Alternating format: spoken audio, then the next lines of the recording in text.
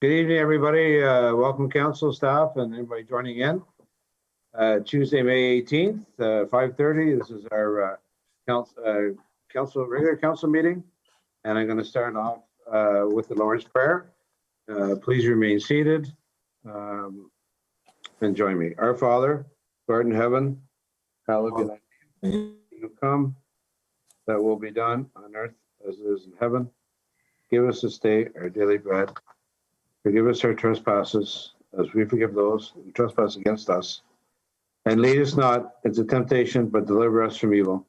For thine is the kingdom, power, and glory, forever and ever. Amen. Thank you. Dean, roll call, please. I'll call the order for first, please. Just the mover, the seconder for the call order. Alan and Jennifer.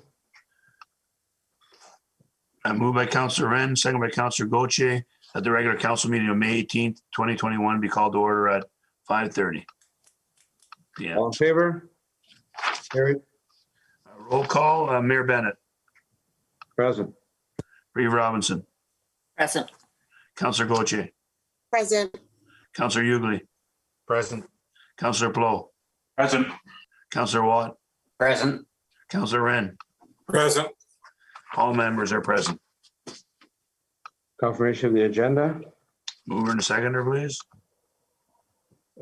Keith and Alan. Moved by Councillor Watt, second by Councillor Wren, that the agenda of the regular council meeting of May 18th, 2021 be approved as presented. All in favor? Carried. Declaration of pecuniary interest. I've received two for this evening. One coming from Councillor Plow, who's declaring a pecuniary interest for items 9A-B, report motion application for zoning bylaw amendment file number Z 2020-04 Plow, and 15B bylaw 2021-05-018 Z 2021 Plow temporary use rezoning. And I've received one from Councillor Hughley as a pecuniary interest for items 9B-A, report motion application for site plan approval, file number SP 2021-02 Hughley Farms Limited, and 15A bylaw 2021-05-017 to authorize the mayor and the CEO to enter into a professional services agreement with Hughley Farms Limited for site plan file number SP 2021-02.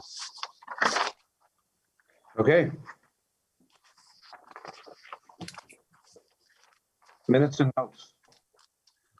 Mover for the minutes. Jennifer and Chris. Moved by Councillor Gauthier, second by Councillor Plow, that the minutes of the regular council meeting of April 20th, 2021 be approved as presented. All in favor? Carried. I have a set for a community committee, council and committee minutes. We're in a seconder. Brian and Keith. Moved by Councillor Hughley, second by Councillor Watt, that the minutes of the council and committee meeting held May 4th, 2021 be accepted by council, and that the resolutions from that committee become resolutions of council. Thank you. All in favor? Carried. Okay, we'll move down to municipal reports, and the first one is Dean's. Any questions for Dean? Debbie. Thank you, Mayor Bennett. Dean, can you tell me a little bit more about the diversity training that you participated in? I'm really interested in looking into that further. It was very extensive. It came from AMCTO. It was given to us as board members, but also included other members too. They opened it up.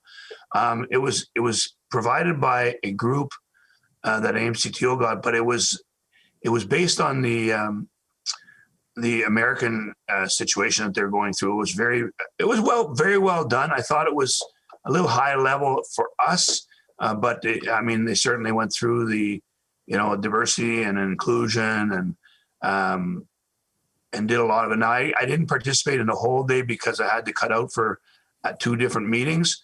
But from the feedback we got, I think it was well done. I can certainly get the contact. It was a full day training, and they had speakers from the American side that kind of dealt with the situation, obviously, that they've gone through in the last couple of years. So So I don't know if you've seen the AMO announcement that they have diversity training happening in June. I'm just wondering, it's a 9 to 3 Yeah. well, deal, and that's- it's $400 to participate in it. Yeah. So I'm not sure if it's the same, because I was interested in looking at it possible for myself and possibly for county council as a training session for county council. Would you mind just sending me the information? Yeah, I'll get it from AMC2 and get the preview. But it sounds like about the same, because that's the timing we had 2 9 to 3. Yeah.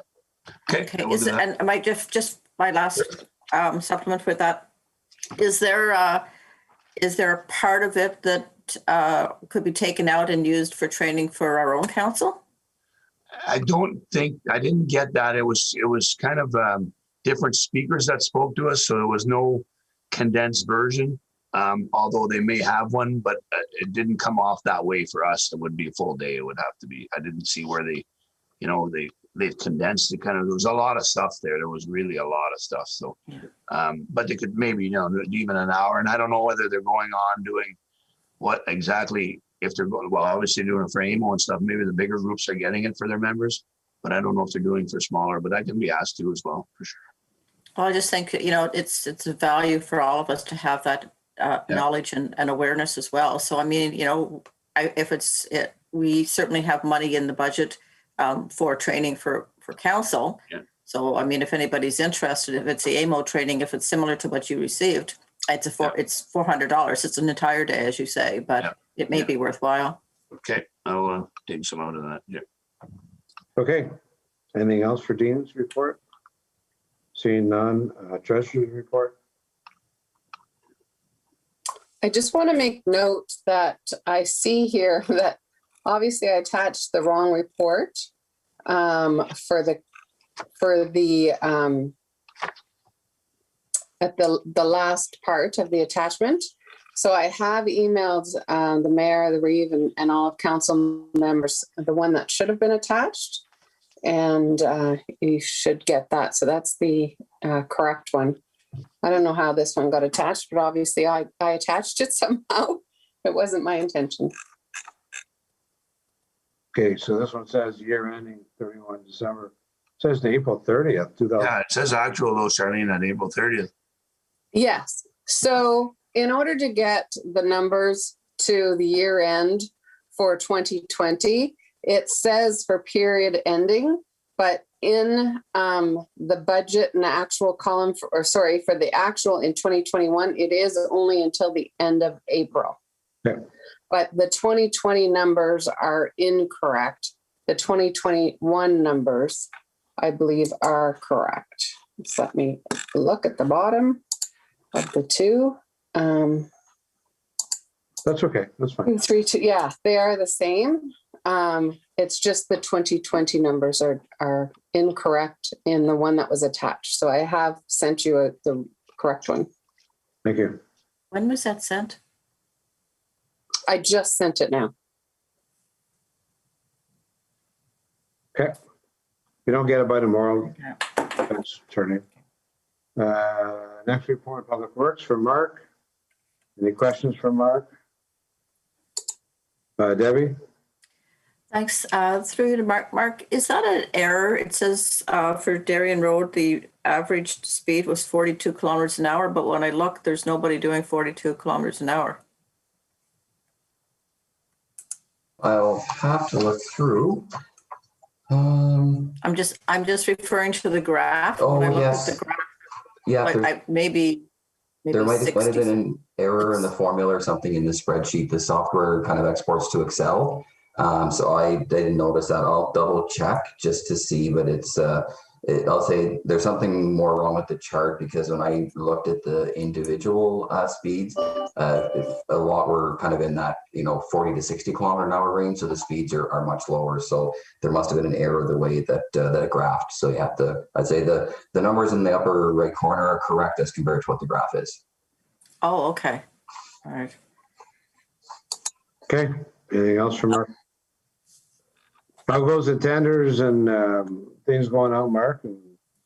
Are we on any roads yet or no? Not yet. No, we start on Forest Park Road Monday, May 31st. We have everything squared up with the contractors. We've got a few ditching projects that are already completed.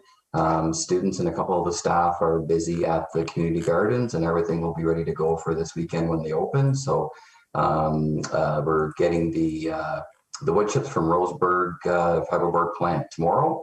So we're picking those up. So we'll get the skirting put around the boxes, and it's everything should be in really good shape for the people who have the plots for this weekend. So the construction is starting down at Forest Park Road and then doing Bays Inn and those two roads down there. Yes. Down there first. Okay. Yeah, so we'll start with Forest Park, and then we'll, because it's less work on Bayview, Bays End, and Fern, they'll come in. We're close to three to 4 weeks on Forest Park Road, so kind of in that third week we'll switch over to the other 3 roads and start pulverizing and the rehab on those, and then everything will be probably paved within 2 to 3 days as long as the weather cooperates with us. So Thanks, Mark. Brian, you had a question? Yeah, with regards to the Forest Park Road construction, is there going to be material coming out of that? Yes, yeah, we do have a few people that have already inquired. There is a bit of a process that we do have them go through, especially for anyone who's close to the water down there. So we're just verifying that they're not placing fill in inappropriate places. So we do have a couple of people that are on our list. So Yeah, have we considered or looked into using some of it for a landing area or a parking area, a setting off area for the Algonquin Trail by the 5 Mile Crossing to create some sort of a lot there that people would be able to park and get on the trail, and maybe for access for maintenance and garbage pickup and that kind of stuff, and using it for municipal purposes or the good of the whole? I can reach out to the county of Renfrew to ask. It's their right of way and their trail as well. So I'd have to make sure they were okay with something like that. But I can reach out this weekend and see what their thought is. We still have a few weeks before if they still have to make a decision on it. But yeah, I can ask that. Okay. So Brian, if we do something like that, so you're thinking of a parking lot for truck and trailer to drive in, then jump on? Well, just if you were biking, wanting to bike on the trail or walk on the trail, it gives you a place to park your car, and then you can walk into Pembroke. Or even from a maintenance standpoint, if we've got to service the trail for picking up garbage, it's a possible location that we could put a washroom there, that if people were walking the trail, they'd be able to use a washroom. And so there's very few access points, and that's one where it comes close to the road, that it's a combination of county land right at that point, and then a private owner that I'm sure we could negotiate the use of the land from to have a. Well, if council wishes, we can get Mark to look into it. That's a great idea. Yeah, absolutely. Keith, please. You're still on mute, Keith. Say, question for Mark. The half loads are now on or off? They're now off. Yes, they were typically they can run through to the end of May, but yes, they've been off for a couple of weeks now. So things have really picked up around the township, which is good to see. I know a lot of not just our projects, but I know the county starting some projects in that as well. So it's good to see. Thank you. Okay, anything else for Mark? Okay, to Laurie. Chris, I think Chris had Yeah, something. Councillor Plow. Yeah, sorry guys. Mark, was there deficiencies or something with Joe Street, or are we 100% done now? Is that project completed? Well, there still is a holdback and some deficiencies. Actually, Dee and I were talking about that today, and hopefully we're going to meet tomorrow. We're not in the office at the same time, so just going over some next steps. But there's a little bit of maintenance for an asphalt patch for a repair that they did under the warranty, and some of the grass and grassy didn't take, so there is some work to do there too. Any guesstimate of timeline? I'd like to say sooner the better. I don't know 100%. That's why Dean, we're just going to have that chat this week, and we'll come up with a game plan. I think we're at the point where we may just kind of put a note to say it's done by this date, or we're going to go ahead and move ahead and do it under their holdback funding, because we're past normal wear and tear. So we got to get it sorted out. So we'll be discussing, like Mark said, tomorrow, put a letter to the contractor just to say this needs to be done by this date. If not, we're going to go proceed on with the holdback. Yeah, thanks, guys. Just a few concerns from Yeah, residents. Sure. here. No, I know it's coming back to us too. So thanks. Thank you. Alan, So does this contractor have any contracts moving forward with us that we could leverage against to say, you know, you before you're going to start the next one, this one has to be 100% complete to our satisfaction? Yes, no, they nothing. They only bid in a couple of projects this year and they were not successful. Yeah, that's unfortunate. Okay. But we do have the holdback. I mean, the holdback will certainly cover it, but you know, so we have that. well, you know what? We've been very fair with that contractor. I think you need to set a date sooner than later to get it done. Okay. Sure. Okay, anything else for Mark? No, I'll just, if I can, Mayor, Please. just a quick note about the radar speed trailer. We do have it out now deployed for the summer months. So if any councilors have any comments or thoughts from ratepayers as to where it should go, just let myself or Angie know and we'll get it on the schedule and we'll keep it moving throughout the summer. So we do have it on the eastern end of Golf Course Road this week, and we're going to move to the western end just to get what the volumes are and speeds on both ends. And then following that, if anyone has any input, we'll definitely get it out there. Okay. Thanks, Mark. Thank you. Okay, we'll move on to Laurie's report. Any questions for Laurie?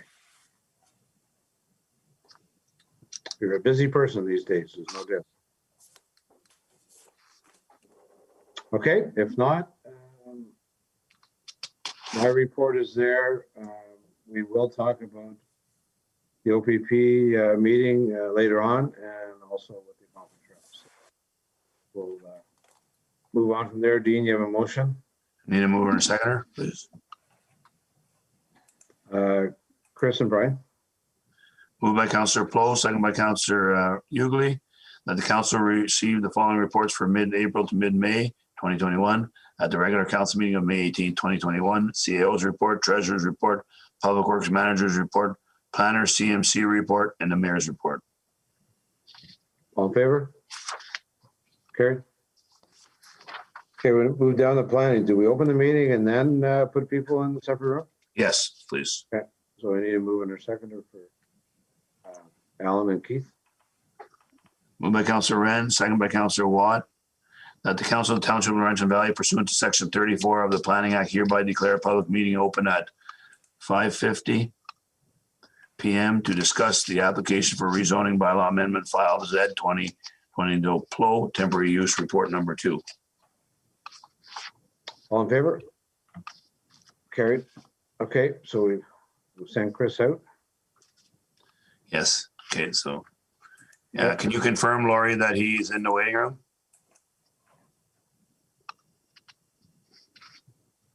I confirm that he is in the waiting room. Thank you. Okay, Laurie, please. Yes, so this is the follow-up to the report that was presented at the public meeting for application file Z 2021-04 PLO. So I do have a second report that is before members of council that includes, in addition, another set of comments from Mr. Frank Cole. He was in attendance in the public meeting virtually and had a difficulty speaking. So he did provide some written comments the next day following the meeting. We did have written comments as well before the public meeting. So again, it just reiterated some of the items that he noted of concern in terms of impact on water.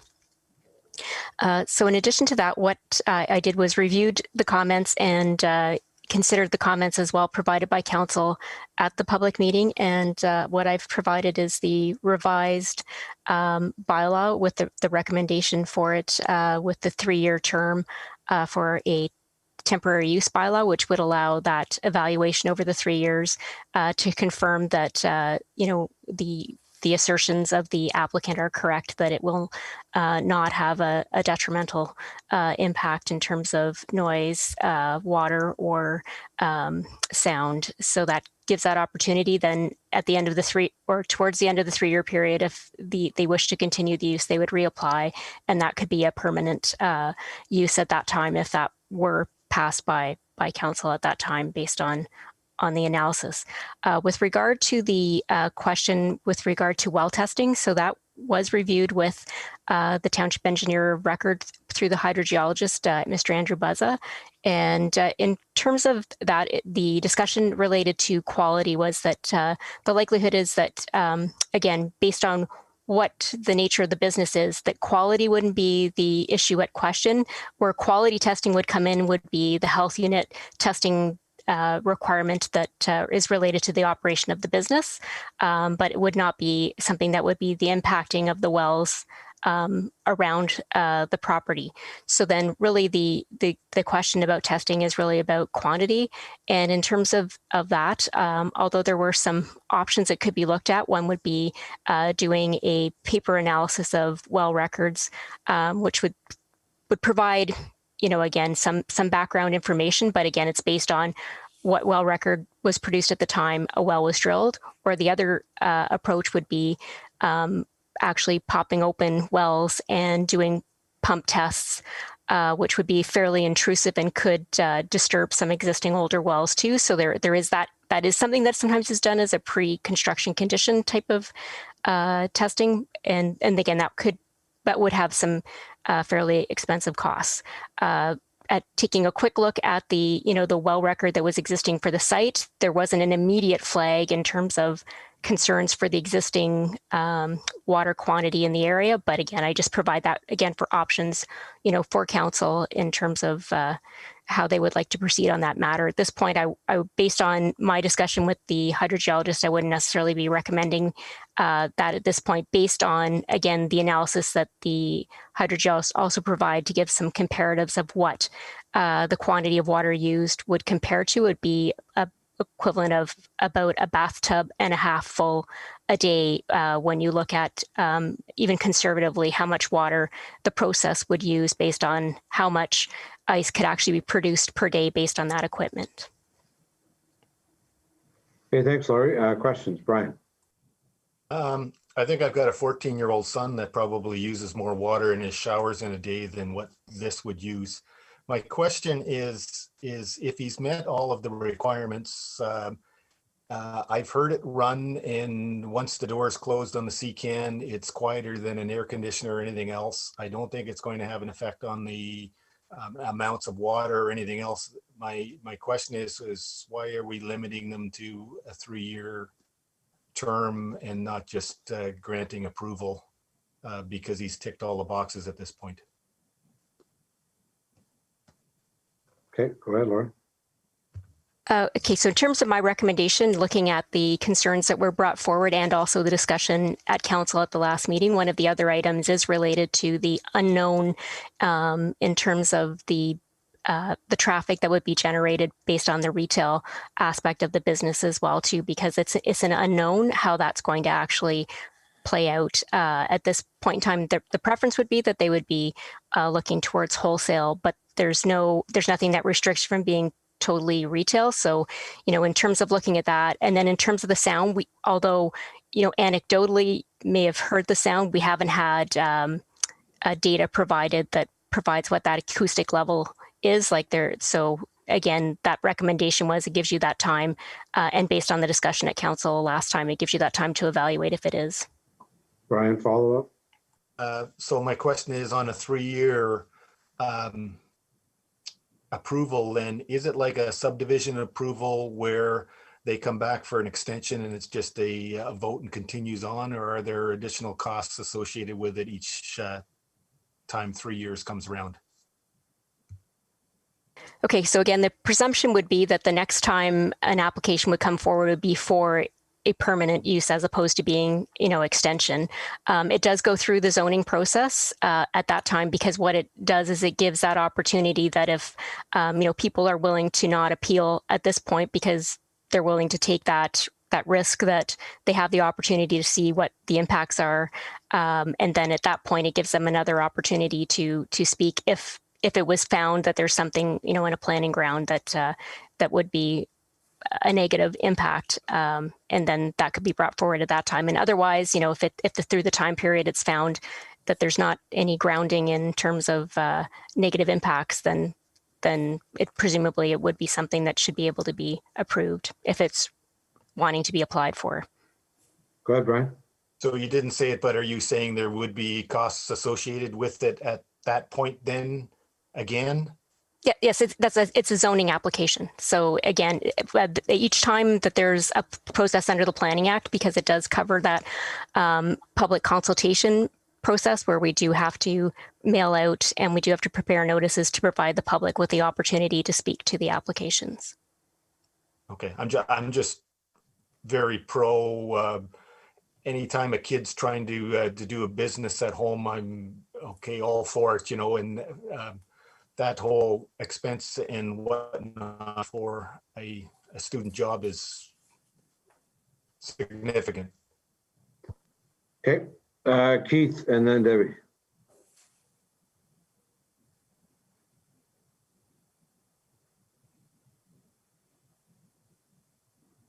The mute is still on. There, I'm off now. I missed hearing the compressor going. I wasn't able to get across there, but it certainly looks neat and tidy.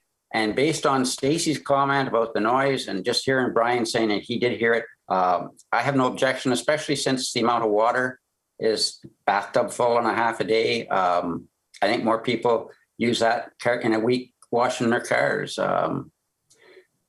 As far as the recommendation goes, the 3 years, I think, should be looked at and gauged again as to whatever may happen.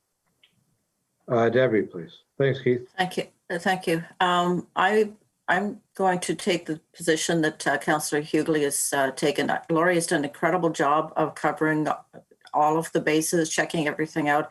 Again, this is a home business, and I'm pro development, even small development in Laurentian Valley, and I think we've done everything possible. My recommendation, I would support just giving them the approval and moving on.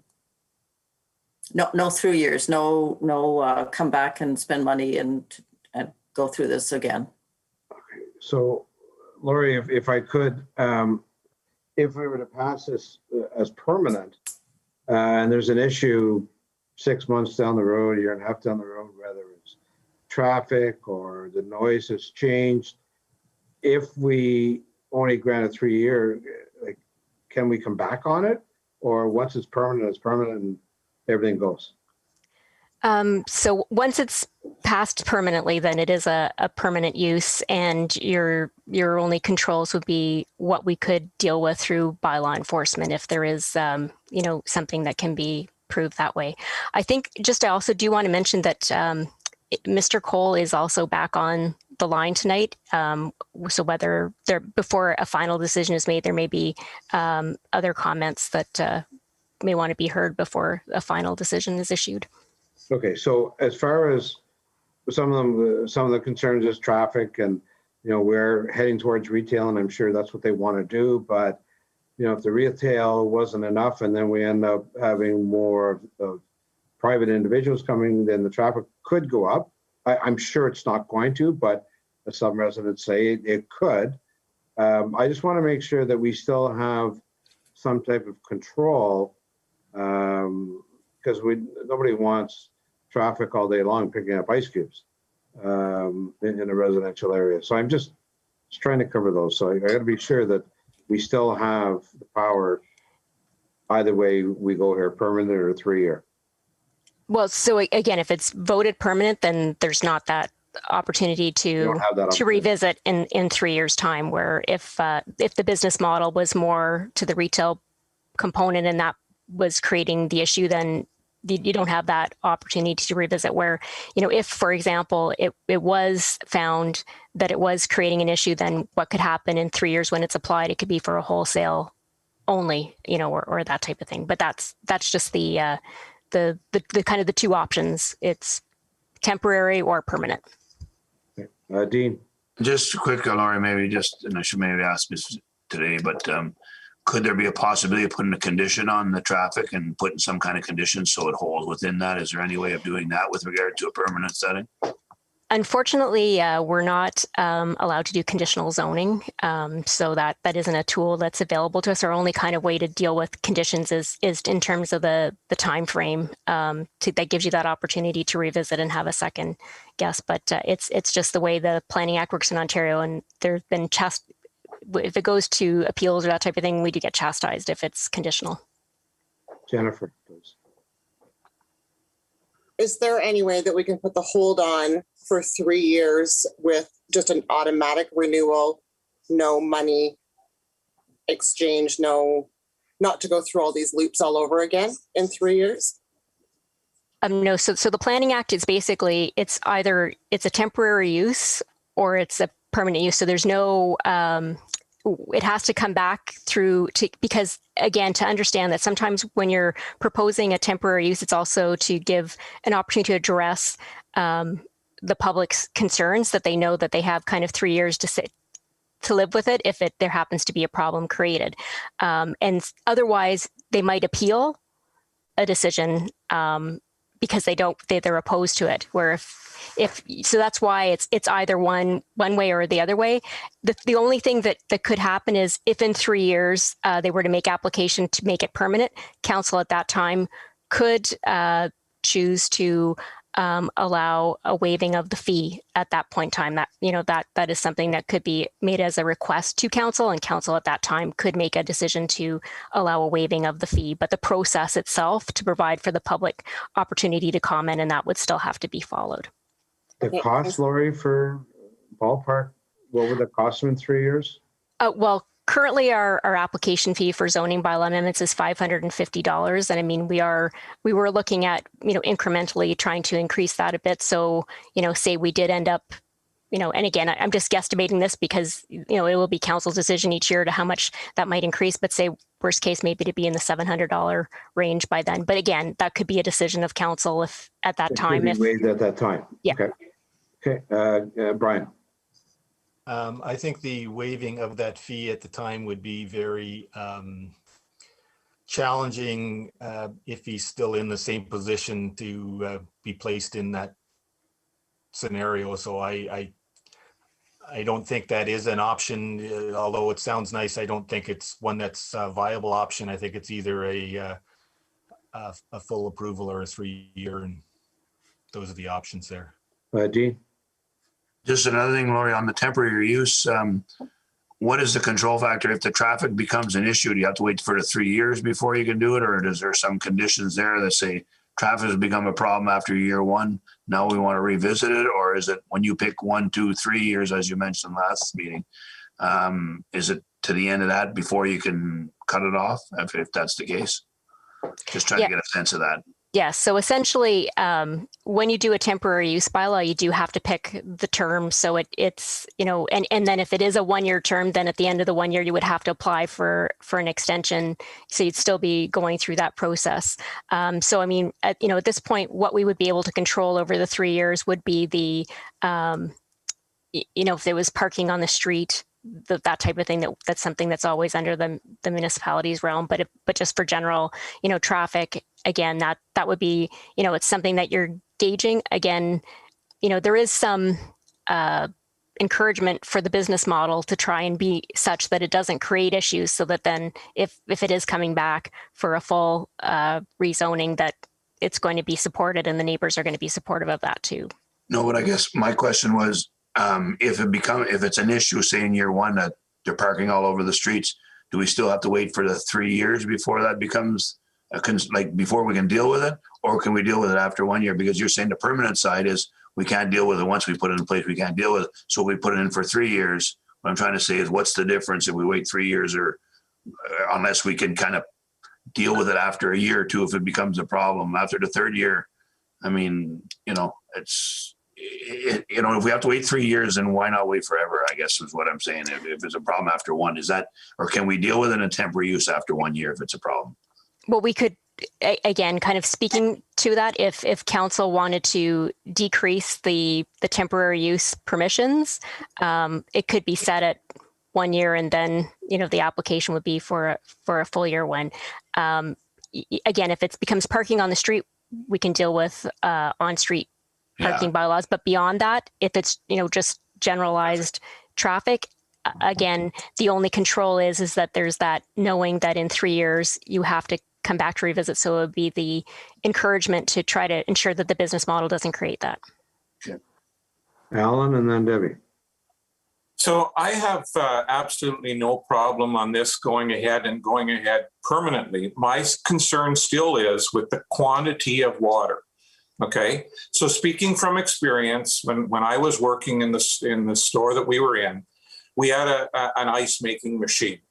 And if you're only using 100 liters of water, I can tell you that you're not making a whole bunch of ice. Okay, so as long as there's some way that if there's water quantity issues with some of the neighbors in the area, and that's what some of them are concerned about, that there's some way that gets alleviated. And I'm on a well, okay, and anything that's going to affect the groundwater, no matter how small or how big, that concerns me, because as a resident, I don't want to be out of water or spending tens of thousands of dollars trying to drill a new well if there happens to be quantity issues. And I have a concern that they're saying that it's only 100 liters of water a day. That's not very much ice. Brian. Nothing, Debbie. So my question would be, do we limit or do we govern whether people can fill their pools or not in the neighborhood from the wells? Because every pool that's in that neighborhood and every future pool in the neighborhood will have a greater usage than what this business will have. We should be.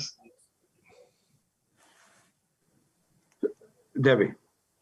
I guess in the same vein as Councillor Hughley again, if a house was built in that, are we going to allow a house to be built in that neighborhood? Because, if there was a residence, they're going to take up more water being permanent in there as well. So I just think that, they've done everything. Lori's done all the checks and balances. We're being told that if it's a temporary use for 3 years, even if there's an issue with traffic, we can't do anything for 3 years. It doesn't make any sense to me. I think we should just either approve it or not approve it. And I don't even know if the recommendation is on the floor, but my suggestion would be to amend it to have I don't know what the wording is, I can't see it, just a permanent approval of the application and remove the time limit. Okay, just before we go any further, Lori, I want to make a very easy, quick question. So everything's going along well, and 8 months from now, traffic is an issue. Whether we give them a 3-year or we give them a permanent, if we give them the 3-year, can we act when the traffic is an issue, or do we have to wait till the 3 years is up? Well, again, we can only act within the controls that are available to us, where, again, parking on street, that type of thing. Again, our other control is that if you're creating an issue and you don't change the operations, then at the end of the 3 years, chances are you're not going to get No, I understand that, permanent but- rezoning. So that's the hammer. To stop it immediately, it's more the threat of if the operation of the business doesn't change, you may not get it as a permanent use. So that would be the hammer in terms of how that's used. And again, I just wanted to remind, just before we do vote, that Mr. Cole, who wasn't Yes, able to I get on understand. last time, is still on waiting. Yeah, okay. Okay. I believe the applicant is on as well, just so we know that. Okay, yes. Mr. Cole, would you like to make a comment? Okay, and I think Lori Dennis is going to unmute Mr. Cole so he doesn't have to hit a button to allow for that, so that we don't have the challenge from the last time. So Lori. I don't know if I'm unmuted now. Yes, you can speak, yes. I think Hi, Frank, go ahead. Okay, thank you. My concern was the volume of water. It was the one, and if he's using what he's saying he is, I don't have an issue. I know there's other people in the area that do have issues with wells, Even at this time of year, they have to watch what they're doing. The concern that I had with the traffic, I guess, was the amount of maybe cars ripping up and down the road. We're on a quiet subdivision here. I know that, we've had parties in the past or attended parties where all of a sudden you run out of ice and somebody's gung ho down the road to get some ice. Maybe shouldn't have been driving because they had a few drinks. And there's a lot of kids on the road. That's the concern that I'm having. Is not sort of the parking issues, it's the behavior of these people. Maybe that problem can be solved by a call to the OPP to have somebody once in a while be down in this area, which we don't see very much. So that's my two concerns. If there's a way of solving those or alleviating the issue, I don't have a problem with them getting a permit to rezone. Thank you. Thanks, Frank. Any questions for Mr. Cole? Brian? I think the issue of tearing up and down the roads is probably addressed in the hours of operation, because most of the time when you would run out of ice would be after 8 o'clock at night. And the hours that they're stating are earlier than that. And most of the business is wholesale as well. Thank you. Okay, thank you, Frank, for attending. Do you want to go to see if the applicant wants to say anything? I'm not sure, Laurie. Yeah, I'm not sure who's on. Yes, so we do also have Stacy on the line as well, if there was anything that council had as a question to reaffirm. Does council have any questions? Stacy, again, I think the hours of operation was from 9 a.m. to 7 p.m. Am I correct? Yeah, it wouldn't be any later than 7. So, I mean, drinking and partying should not be an issue. Okay, thank you. No, I'm fine with any question. Does anybody have a question? Councillor Watt may have had one. Keith? The capacity of the machine, I'm sure, can make more ice than the 100 liters of water. Is that all the parties are wishing to make? Is like that one main load, or as business increases, would they double or triple as time goes on? Is that for me or? Yeah. Yes. I think at the last meeting, I said actually 200 liters. And what that does is that's 90 bags of ice a day. And that's the capacity of the machine. So, I mean, you couldn't, without buying more machinery, you couldn't exceed that. Okay, thank you. Laurie? And I can just reiterate as well. So when we had the discussion with the hydrogeologist, also did a calculation based on if it say it were all blocks, because the machine could do blocks or cubes, and the equivalent to a full 350 liter bathtub being 1.5 times, that was doing the higher estimate. So again, if in fact they only run just based on the cubes and 90 bags of cubes, that would be likely less than the tub and a half. Okay, thank you. Okay, if nobody has any further questions, Dean, does it come to vote now or later on? You're on mute, Dean. Dean, you're on mute. The bylaw will come later. Unfortunately, at this point, we only have, maybe Laurie can comment on this, but I'll let her go first because I think she knows where I'm going. But okay. Yes, no. So we actually, the bylaw, not as a temporary use bylaw, was attached to the council report at the previous meeting. So that is also available. And I will ensure Laurie Dennis has that on the machine for the signatures if that is the way that council does choose to vote. so do we use the motion from the last time too as well then, from the last meeting? Because I don't have. No, the motion from the last meeting had the options because we were going, we were basically had to address any comments that were at the public meeting. So that's why the motion is different at the previous one. So I guess it would be, if you were looking, if council is wanting to consider a bylaw that does not have the temporary use component, then the recommendation would be to bring forward the bylaw as attached to the report presented at the May 4th meeting. Okay. Okay. Debbie and Jennifer. So I'm just looking for a clarification. So we don't have to make a, have to vote on the recommendation that is in this report? Is that correct?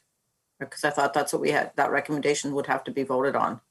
No, not unless it's moved or seconded, but I mean, if we want to move it, I'm going to ask for a mover and seconder for one or the other. I mean, whatever council wants to move it, we can move permanent or we move temporary. So whatever moves, they'll come to the table. So do you want that to happen now is what I'm asking. Okay, so I am moving that the recommendation as printed with the words temporary use removed. And Jennifer, are you seconding that?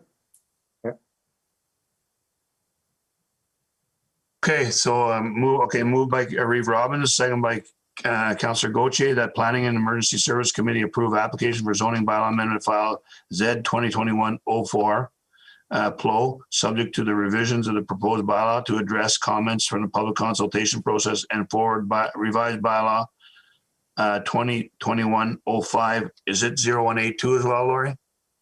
Okay, so the bylaw number would be the same, but it's not a revised bylaw. It wasn't revised to address the public comments. It was as it was presented. As presented. So, okay, so I'll just rejig PLO, subject to the revisions proposed bylaw to address the comments from the public consultation process and forward bylaw 2021 as previously the bylaw 21-05-1018 zoning bylaw amendment for Z 2021 PLO as presented previously to the bylaw portion of the regular council meeting of May 18th, 2021 for enactment. And further, the council has considered whether an additional, we don't need that, right? Yeah, okay, we'll stop there for enactment. So is that okay? Is that clear? Or does somebody want us to read it again? If not, as a mover, I'm happy with what you just read. Okay. Okay, all in favor of the motion? 1, 2, 3, 4, passed. Okay, thank you. And we bring Councillor Plow back in? Yes. And then we send Councillor Hughley out? No, not quite yet. Oh, not yet. Okay. Okay, Chris, you're back in. So we got a motion to adjourn the public meeting? Yes, mover and seconder. Brian and Jennifer? Moved by Councillor Hughley, second by Councillor Gauthier. That Council of Township of Laurentian Valley hereby declare public meeting May 18th, 2021 adjourned at 6:20. All in favor? Carried.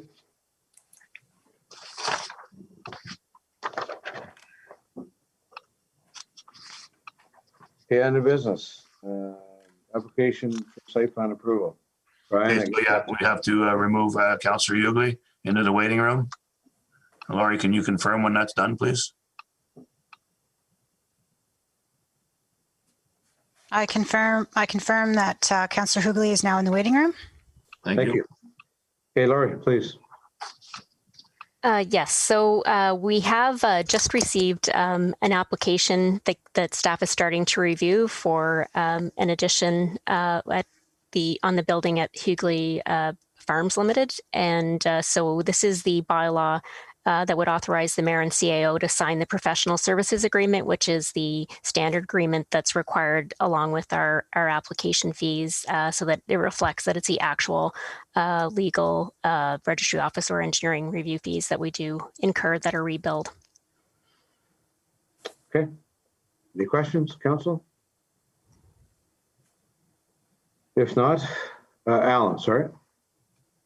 I just have one question, and it's with the professional services agreement. I may have asked this in the past. When did we start using this for every application? Because at one point, this was only for the large, complex applications that were coming in. back in the days of Walmart, Canadian Tire. And now it seems that every single one that comes through, we're having it signed. Did we change our position on that at some point? Okay, I think part of it is it's just that we are having a high volume of site plan agreements over time. But as long as I've been involved with the township, it's been a regular thing, because even when I wasn't directly employed by the township, they used to be signed in order for the rebilling of when I was acting as the planner through a consulting firm that they were rebilled. It's any time that there are the fees that are incurred, because up to this point, this year was the first time we've actually increased our fees for site plan approval to $200 as the administration fee. Prior to that, it was only $120 administration fee that came to the township. So as I say, as long as I've been working with the township, we have been, whenever a site plan agreement is actually registered on title to a property, those actual costs of the agreement and the fees at the registry office have been rebilled back to the property owner.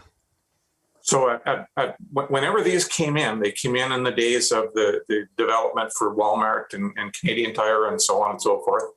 And when they first came in, that's what they were for large, complex plans. And I don't know, I guess I must have missed it when the philosophy of the municipality changed, that every single one signs them, because it wasn't always the case. All I can speak to is that we have found in the past in some roll files some old sketches that were done up as if they were site plans that never were registered. And that may be, at that time, council of the day may not have decided to make everything adhere to the site plan control bylaw. But in this way, again, it just reflects that it's the actual fees, that it's not a higher application fee, but if it costs $200 to register, that those costs are actually paid by the person bringing the development forward, as opposed to the ratepayers. No, I understand all of that. It's just, if you talk to some developers that want to develop a small development, it's very scary to sign a blank check like that. I understand that if it's only $200, that's all it is. But a developer is signing a blank check to the municipality that no matter what happens, I'm paying. So that's, and I've had that comment from a number of people, that they're very afraid to sign that, because they feel like they're just signing a blank check, that they basically, once they get into it, they have absolutely no control over the costs. Go ahead, Laura.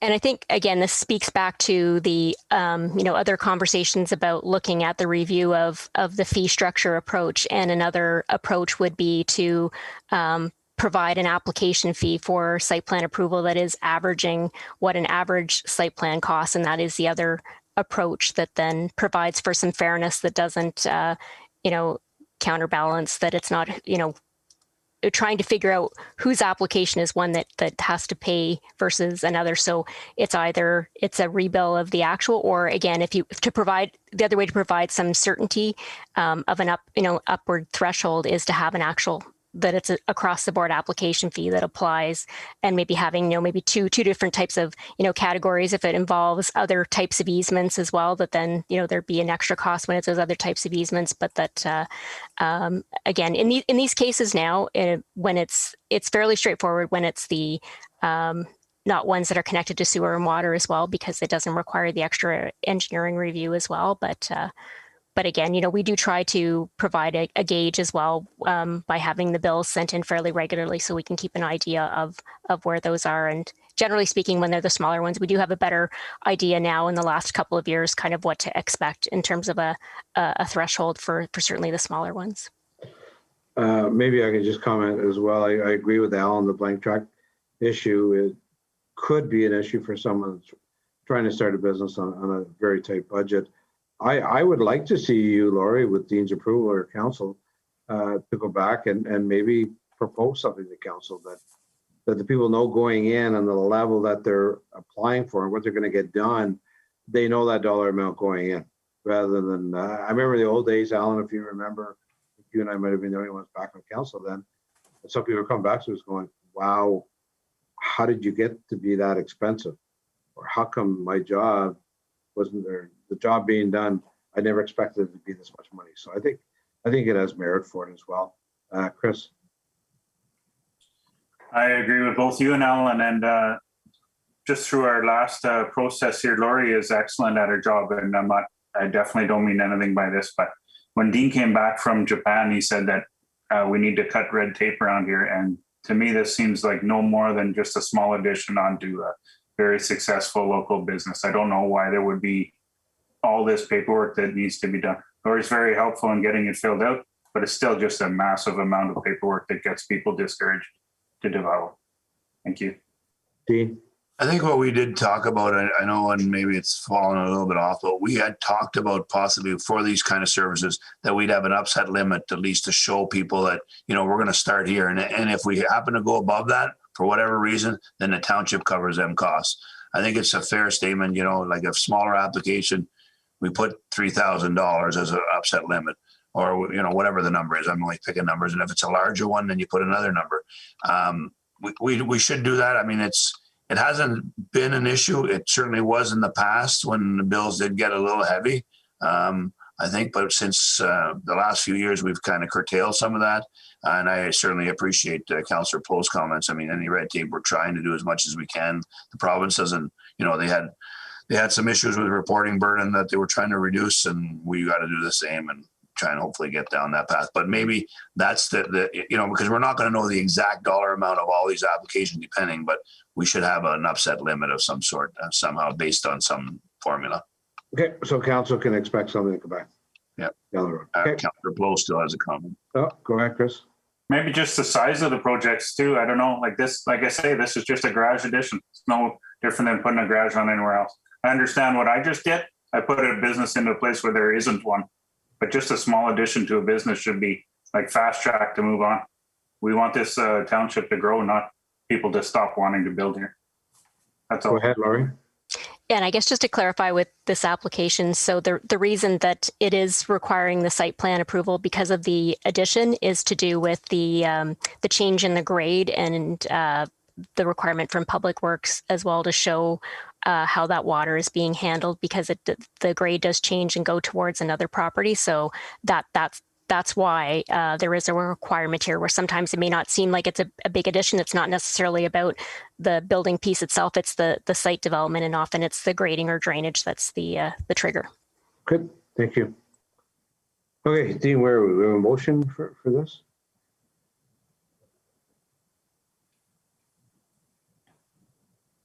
Can't hear you, Dean. Sorry, but I need a mover and a seconder. Yes, correct. Chris, you had your hand up to move it? Or you had another question? Here to move it. Okay, Chris and Keith? Moved by Councillor Plow, second by Councillor Watt, that council authorize the mayor and CAO to enter into professional services agreement with Hughley Farms Limited and forward bylaw 2021-05-017 as presented to the bylaw portion of the May 18, 2021 regular council meeting for passing. All in favor? Carried. Traction municipal drain. Laurie.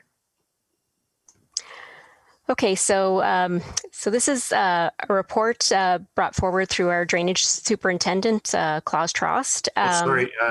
Sorry, could I come in? I just got to get Councillor. Oh, he is back in. Sorry, he got there before I even asked for him. Okay, that's good. Thank you. Sorry, my mistake. Couldn't keep him out. Sorry, Laurie. No, I apologize. I did miss that as well too. So yes, so just to reiterate, so again, this is a report being brought forward on behalf of Drainage Superintendent Klaus Trost. It is a petition for Traxton Municipal Drain, and as part of that process, appointment of a drainage engineer. So again, because this is not related to a municipal road, as the Pleasant View Municipal Drain did have that as something that was part of it, that one was able then to be triggered by the Public Works road superintendent at the time. So with this one, because it's attached to other private lands, required that it be called it's basically a format through the Drainage Act that's a petition drain. So the petition has come forward from the majority property owner within the drainage area in order to move this forward. So what it is also related to, it's related to to an easier process to try and gain an outlet also for the broader drainage for the Traxton subdivision as well. So this would be what would be part of this. So again, the Drainage Superintendent Claus Trost and myself, we did have a meeting review with the company that is proposed as the drainage superintendent. Is a specialty kind of field at this point in time. And so it is DM Wells Associates Unlimited with Mark Hoare and Ken Smith being the engineers that would be the drainage engineers proposed for this. So again, it is per the requirement of the Drainage Act. It's before council for authorization of this bylaw. Any questions from council? If not, Alan. Sorry, just for my information, Laurie. So how many other property owners are going to be involved in this? And do they get any say in it? Or just because Traxton has the majority of the land, it moves forward if the rest of the residents want to or not, or the rest of the landowners? So the initiation of it starts based on a majority landholder. And so that's where, again, they are the majority landholder. So that allows, per Claus's recommendation, that allows that to be able to move forward. However, it does follow a process. It's not exactly like a rezoning, but it does have various points throughout it where the other people who benefit from the drainage area that would be assessed as part of that are involved and have opportunity to comment and input. And there would be the very first kickoff, there is a meeting that they are involved in, and the engineering group would be reaching out to them and doing that. And again, similar to the Pleasant View Municipal Drain process that we did go through, there's opportunities there where it can first go to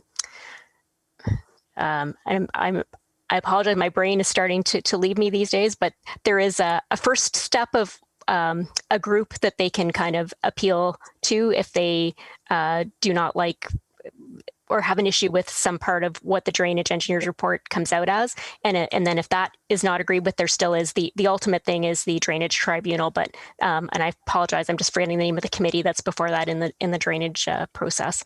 But there are a couple of steps. Now, again, the most of the dollars would be assessed back to the primary property owner. And again, because this is related to the subdivision, we'll see how that plays out, but that may be something that they may, when it gets to the tendering process, that may also be something that will be dealt with in a different way. So again, there will be opportunities all throughout for them to, for the other property owners to provide input. And I'm just guesstimating at this point, I think there may be possibility of about 8 or 9 other properties, but then again, as part of the process that the drainage engineer will go through, they will also refine to define the actual area that benefits and all those that would be affected as part of that process. Okay, thank you. Anybody else? Okay, Dean, you have a motion?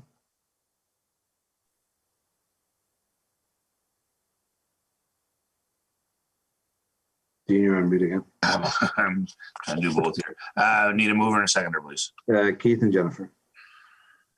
Moved by Councillor Watt, second by Councillor Gauthier, that the council accepts the Traxton Municipal Drain Petition and forwards bylaw 2021-05-024 as presented to the bylaw portion of the regular council meeting of May 18, 2021 for passing in order to appoint Mark Hoare, PNG, and Ken Smith of DM Wills Associates Limited as an engineer of record to prepare a report in accordance with Section 4 of the Drainage Act to construct a new drainage works referred to as Traxton Municipal Drain to drain part lot 11, concession 2, geographic Township of Pembroke. All in favor? Carried. Partial release of JC Storage. Laurie. Okay, so this item has come up regarding the sale of a property that was formerly part of the larger holding that included the JC Storage property. And when the site plan agreements were originally negotiated, it was it was all one. So what has happened is now there is a sale pending on the vacant parcel that's beside, and part of one of the agreements, there was, I believe, a glitch more related to the registry office in terms of it remained registered against that full property, and the registry office has advised that they won't fix it automatically. So we need to actually sign authorizations then for the mayor and CAO to sign. Basically, it's an acknowledgement and direction that allows that to be taken off the title of that property. So that's why this is before council, because it's not something that staff or the mayor could do without council direction, because the original site plan agreement was registered with a bylaw authorizing the mayor and CAO. Thanks, Laurie. Any questions of council on this issue? If not, Dean, you have a motion, first, seconder? Yes, I need that. Alan and Brian? Moved by Councillor Wren, second by Councillor Hughley, that council forward bylaw 2021-05-019 to, as presented to the bylaw portion of the regular council meeting of May 18, 2021 for passing, in order to authorize the mayor and the CAO to sign an acknowledgement and direction to provide partial release of registered JC storage site plan agreement from the title of subject lands, which are an abutting lot from which JC storage site was previously severed. All in favor? Carried. And Red Cross, Laurie, please, and partners. Yes, so I'm excited about this one because it's a project that our involvement in will give us a lot of information, and will hopefully also end up giving us some tools for public education related to emergency preparedness that will benefit from the expertise and work of others, and it won't be work that we will have to do, that we will also though benefit from, and also gain some better insights. So it's a project that's called a research project, Inclusive Resilience, Reducing Disaster Risks for Canadians. And so the Red Cross has several partners in this project, and it is actually a national project. But through some of our connections with the Red Cross through the Ottawa River flooding, they have highlighted like our community, and a few others in Renfrew County have also been approached. But there are others across the country that would help to form the initial survey basis to try to find out in terms of even preparedness, why the message isn't always getting through. Is it how it's being communicated? Is it the methods that are being used to communicate it? If there's too much reliance on social media, maybe that's missing a whole group. It's just all of that type of thing. So our involvement, the only cost to the township would be, minimal, staff time to help promote it in terms of, if there's a website link to post for surveys, or also if hopefully, at some point there will be some, through the timing of this process, some in-person opportunities as well, the provision of some space, to have a public session at, or where people could come into. And I only see it as a plus, but they just would like a letter of support again, that again, council is all right with us participating in this and promoting this with our residents, and also, again, reaping the benefits after the fact of these products that will be produced. But I think they'll be of a little bit more interest to our township if we get to participate as part of this pilot, because we'll get real information about how communications can work better with our residents on these particular topics. Thanks, Laurie. I think it's a great idea as well. It's any increase in knowledge that we can have to hopefully not have another flooding, but if we do have another flooding, that we're better prepared. And I think this is a great idea. It's unfortunate it's going to take 4 years for it to happen, but I know the people and whatever, but I certainly think it's a great idea. Brian.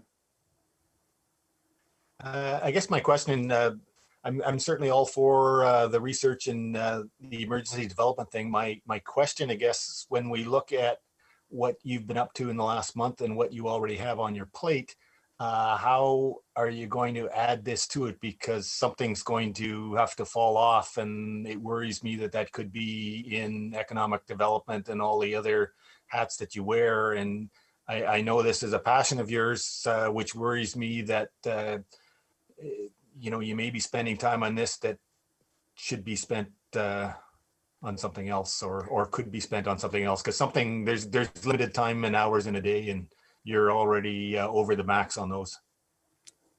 Okay, and I guess just to speak to that, no, the beauty of this project is that this is actually taking this off of our plate. So we do have a requirement under the Emergency Management and Civil Protection Act that we do have to meet public education requirements every year and report on that. So what this project is again, it's basically just them, if they send us a link, we're putting it up on our website. They do all the work. It's just our supporting that we would allow that, like basically that it's our community members, our residents that they will be surveying. And then when they develop the public education projects and all that, they will be giving that to us. And basically what it's looking at is, as we're moving forward, that this partnership with the Red Cross would be basically that to a big extent, I will be able to, and the township be able to hand over the majority of that public education requirement and component of emergency management to the Red Cross as our partner. So that's where I say it's a win-win, because it actually does, shift that off our plate, quite a bit, and will give us but I also think give us very effective and useful tools, hopefully, because they will be somewhat targeted based on the feedback. Hey, Brian. Thanks, Laurie. We move in a seconder if there's no further conversation. Keith and Alan. Moved by Councillor Watt, second by Councillor Wren, that council authorize the township CMC to send a letter of support to the Canadian Red Cross for their township's participation in a research project, Inclusive Resilience, Reducing Disaster Risk for Canadians. All in favor? Carried. We've done the corporate services. Charlene, 2021 additional capital projects, please. So this is just the follow-up to the report that was presented at the beginning of May.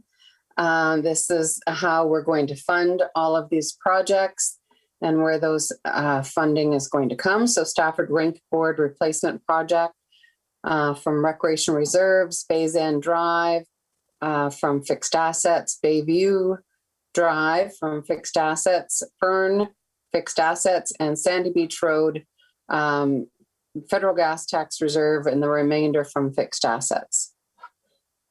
So I don't know if there's any other questions. This was from the recommendation from council, from the committee on May the 4th.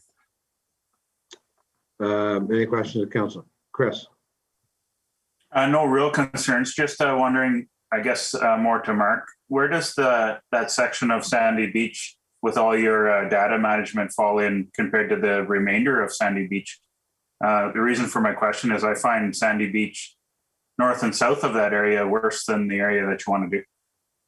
Mark has left Councillor Flo just because he had an appointment, so I kind of let him go. Now, Charlene had the schedule in the last committee meeting that stated the rating of it. I don't know if you can pull it up quick, Charlene, if you have it there. I don't know. Yeah, I'm just going to. I certainly trust Mark's judgment. I'm just saying it seems awfully bad from B-line to 41 as well. So just on that, we did ask the question about that, Chris, on the last meeting about the section from 41 in, and Mark had said there's quite a bit more work that needs to be done in there, and therefore we wouldn't have the funds to do that at this point. And then Heenan Dorn is, in my opinion, worse as well. Yeah, I think I do recall that the conversation may have something to do with that, Councillor Poe. I'm not sure. But anyway, we did have the ratings, but I can find out that information and get it back to you anyway. Yeah, it's not important for this purpose. I'm just wondering. That's all. Thank you. Thanks. Okay. Any other questions for Charlene? If not, we need a motion, Dean. Yep. Okay, Chris and Brian. Moved by Councillor Plow, second by Councillor Hughley, that council approve the following capital projects and associated funding allocations. Stafford Rink Board Replacement Project, $130,000 to be funded from Recreation Reserves. Bays End Drive Rehabilitation, $48,000 to be funded from Fixed Assets. Bayview Drive, $33,500 to be funded from Fixed Asset Reserves. Fern Road, $65,000 to be funded from Fixed Asset Reserves. Sandy Beach Road, B-line to Heenan, $325,000 to be funded by Fixed Asset Reserves and Federal Gas Tax Reserves. All in favor? Carried. Okay. move on to new Ontario Provincial Detachment Boards. Dean, you want to start? Or me to start? I can. As we've approached council there's been some notifications, I guess the province, the Ontario Provincial Police has kind of, or the Solicitor General, not the police, the Solicitor General has passed some legislation that they are going to want a certain, they want proposals from every detachment to say how the, basically whether you're Section 5, which meant you didn't have your own police services board, or Section 10, which did have your own police board, but they just want to have one kind of proposal from each detachment on how this is going to materialize itself. So we have met, the mayors and the CAOs have met twice, I believe. The CAOs met another time on their own to try and dissect what we're going to do with the Upper Ottawa Valley Detachment. Petawawa and Pembroke have decided to remain. Now, when I say decided, it's a decision to be in the proposal this way. The province is ultimately going to decide based on this proposal whether they accept it or not. But the city and the town of Petawawa are going to stay on their own. They would prefer their own boards. The North Algona, Whitewater, and Amherst and Bromley have stated, because they are governed by two different detachments, they are going to go with the other detachment, not the Upper Ottawa Valley. So they're going to participate in those boards only at this point. It wasn't formalized, but that's what their indication was. They're going to bring to their councils. And we, Laurentian Hills and Head Clare and Mariah, had kind of suggested that we would form our own board, the three of us, basically the old CPAC model, with a couple less, but to do our own board and stay that way. So that's what the detachment would look like from a board perspective, that the Solicitor General will get that proposal. The town of Petawawa is going to prepare it based on if we're acceptable for our what we're suggesting for our purposes. I don't know if Steve wants, if the mayor wants to stay. Yeah, for sure. I know the city from the word go feel that they want to keep their own board, keep their Section 10 and move on. I know Petawawa didn't come out with it right away, but they did come out prior to our last meeting last week. The question I have is we have no choice, but we have to submit a proposal out of our detachment by June 7th. Pembroke originally offered to do it, but now Petawawa was going to be doing it. So we all have to pass a motion, and then that'll be given to Petawawa. I struggle with it because, as far as I'm concerned, when CPAC was operating, I thought we were fine. Now we're being forced into Section 10. With Pembroke, and it was my suggestion at the mayor's meeting that with Pembroke and Petawawa asking to be in their own, and with the other three to the east of us having on two detachments, it only made sense that we formed the fourth one with Laurentian Hills and Head Clare and Mariah. Now you're going from populations of, I think, 400 at Head Clare and Mariah to Laurentian Hills of about 2,800. So if the three of us do end up sitting on a Section 10 board, we're going to have different thoughts and processes as to how we govern our area, because we have the box stores, we have whatever, and they're much smaller municipalities. I know Head Clare and Mariah said that they're willing to jump on with anybody that will take them, and with only a 400 population. So I struggle with the idea, and I know that's why Dean started off our motion by saying, although we may not agree with this, we really don't have a choice. Do I feel Pembroke and Petawawa should be on their own? I don't think so. Why can't we be 2 or 3 boards? But I wasn't about to sit and argue with the city and with Petawawa to say, I want to be part of yours. I think it's going to come back in the letters that you see here from the Solicitor General. It does state that if you want more than one board, you better have your reasons why. And I kind of doubt, and I think Dean agrees with me, that I don't think we're going to see 4 different boards in our detachment, but time will tell. We have to move forward. So I'm certainly willing to hear from council, because if we pass this motion tonight, we need to move forward. And I'll add one more thing that maybe elaborate on, Dean, that it was a suggestion at the last mayor and CEO meeting that the 3 municipalities that are involved with 2 detachments, for them to meet and come back to us and let us know what they're going to do.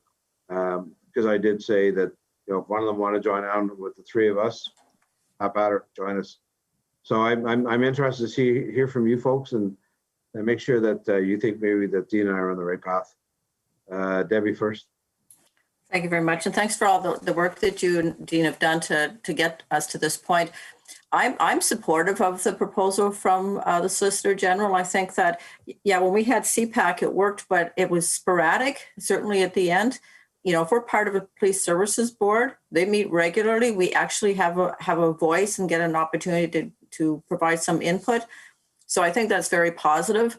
I get the reason why Petawawa and Pembroke want to keep what they've got.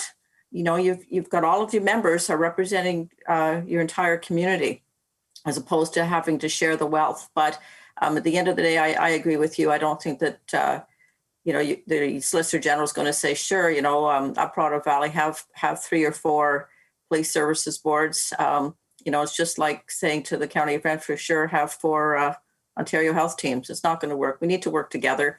But I know it says that the council does not necessarily agree with the proposed change. I actually agree with the proposed change. I think it'll be of value to us because we will at least have an opportunity to have some input. There's very little power, but at least we have an opportunity to speak on behalf of our residents at these police services board. So again, thanks for all your work.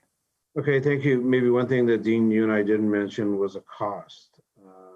That we're probably looking at, if it turns out that the 3 municipalities are one Section 10 board. I believe the board is Mr. Jerva, who is the chair of Pembroke, and Mr. Can you help me out here from Petawawa? Carmody was the 2 chairs of their boards, and they spoke to us at that meeting. But I'm guessing that each detachment board is going to cost somewhere around $40,000. Dean, am I wrong with that? I think that's what Mr. Jerva was saying at the end with the new formula, with the new costing. It depended on how many members we would have, and if we took the whole board, like if it was one board for the whole Upper Ottawa Valley, and then we had members from each municipality, and then the committee members and the provincial members, it certainly could be costly. There's no doubt about it. Yeah, so CPAC right now, there's no cost to it. They did talk about some benefits. Mr. Carmody and Mr. Jerva having a Section 10, that we have more governance. We're involved, obviously, like Debbie said, with regular meetings, certainly more than what CPAC was offering in their day. The involvement in the hiring of the detachment commander, the special projects, the ability to apply for grant money. I'm not quite sure if CPAC offered that or not. To me, I guess there is more, but there's going to be a lot more work involved as well. So if we end up with 3 municipalities, then we'll probably end up with at least, we'll have 1 member, so that's 3. 20% has to be the province, 20% has to be from the public. So you're probably talking 1, 2, 3, 4, 5, 6, maybe 7 or 8 member board. And as I said at the beginning, we all may have different ideas, so we're going to have to work together. I think at the beginning, Mayor Sweet said that it could be a weighted vote system, but we're going to have to wait. I don't think I want to go that way. I don't think I'd recommend going that way, but we'll wait and see. Other questions, Brian, and then Keith. I'm with Debbie. I'm certainly in favor of the Solicitor General's direction. If you look at it, Petawawa could be steering things right, and Pembroke could be steering things left, and Laurentian Valley's right in between. Crime doesn't know any border, and our residents work and live in all the different municipalities. And it's kind of a waste of the police time in, a 10-kilometer area to have to go to and answer to 3 different boards that could be sending them in 3 different directions. We need a little more of a unified approach and work together. Brian, that's a very good point, and that's one of my concerns is that if we got 3 boards within 15 kilometers, you know, OPP are going to be running back and forth and wondering, well, I'm in there in Laurentian Valley, so I got to act this way, I got to act this way. I don't know where it's going to go, but I'm sure that can be all worked out. Keith? My question had to do with costs. There's extensive training that has to be provided for all the members of the board as well. Does the Solicitor General pay for the appointees, or do we just pay for our own members, or does the general fund and the end up all taxpayers pay for it in the end? Is it passed on to our municipality? The effectiveness of the CPAC? I believe it's the 3 municipalities would pay the foot the bill, Dean. That was my impression, yeah. Not too positive on that. I'm not sure about the Solicitor General appointee, but I thought the community rep probably would, if there's a payment to be made, that we would be picking it up. That was the impression I got. Right. And yeah, Keith, I agree that there is extensive training that has to be done beforehand. The other comment that I was going to make was that CPAC, it was hit and miss. And I can remember Brian, Councillor Hughley coming back to a meeting saying, yeah, we did have a meeting, but I was the only one there with them. So I certainly hope that this would be much more regulated and effective. Oh, absolutely. This board would be certainly have to answer to the operation of the board. There's no doubt there. Any other questions? So we have a motion, Dean? Yeah, we do. Need a move in a second. Jennifer and Alan? Moved by Councillor Gauthier, second by Councillor Wren. Whereas council does not necessarily agree with the proposed change, and whereas council has reviewed and met with other municipalities policed by the Upper Ottawa Valley Detachment of the OPP, and whereas Laurentian Valley would prefer to be part of a detachment proposal as opposed to a provincial made decision, and whereas the city of Pembroke and the town of Pettawa have decided to continue with their own police services board, now therefore be it resolved that the council of Township of Laurentian Valley agrees to participate in an Upper Ottawa Valley board, OPP board, with other interested municipalities. Any further discussion? All in favor? Okay, Dean, we'll send that to Pettawa. Okay. Thank you for listening to us.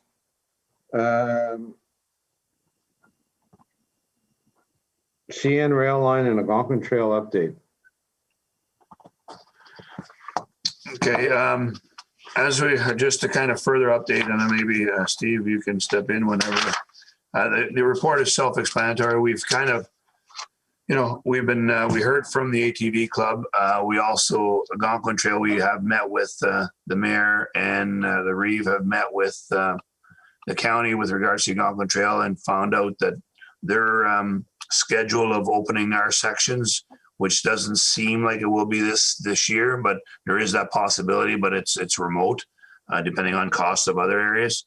The CN line obviously is in a bit of a flux, and there are some issues associated with them, and there has been some communication between the mayor and the president of the CN or the president of the ATV club, which I've included as an attachment.